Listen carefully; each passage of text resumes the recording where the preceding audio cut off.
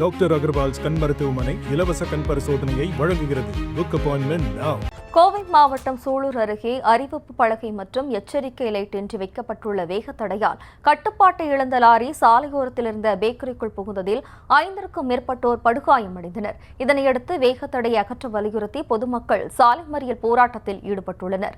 இதுகுறித்தான கூடுதல் விவரங்களோடு இணைகிறார் நமது செய்தியாளர் கோவிந்தராஜ். வணக்கம் கோவிந்தராஜ், விவரம். கோவை மாவட்டம் சூலூர் அருகே சுல்தான்பேட்டை பகுதியில் கட்டுப்பாட்டை இழந்த லாரி ஒன்று பேக்கரிக்குள் நுழைந்த சம்பவத்தில் 5க்கும் மேற்பட்டோர் பலத்த காயமடைந்திருந்தனர். புதிதாக சுமார் 3 கிலோமீட்டர் தூரத்திற்கு சாலை அமைக்கப்பட்டிருந்த நிலையில் 20க்கும் மேற்பட்ட இடங்களில் ஸ்பீடு பிரேக்கர் அமைக்கப்பட்டுள்ளதால் இந்த விபத்து ஏற்பட்டதாக கூறப்படுகிறது.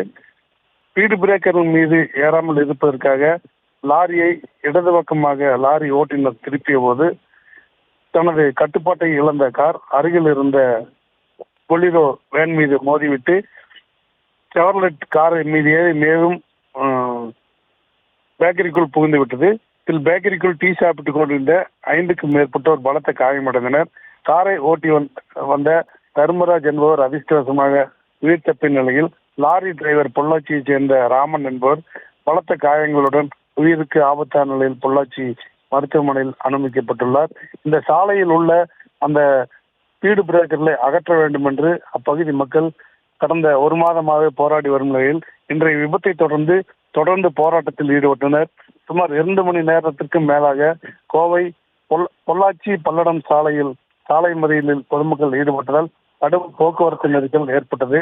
உடனடியாக சம்பவ இடத்திற்கு போலீசார் வரவழைக்கப்பட்டு அந்த ரிஃப்ளெக்டர்களை அகற்ற ஏற்பாடுகள் செய்யப்பட்டு வருகிறது. விவரங்களுக்கு நன்றி கோவிந்தராஜ். டாக்டர் அகர்வால்ஸ் கண் மருத்துவமனை இலவச கண் பரிசோதனையை வழங்குகிறது. Book appointment now.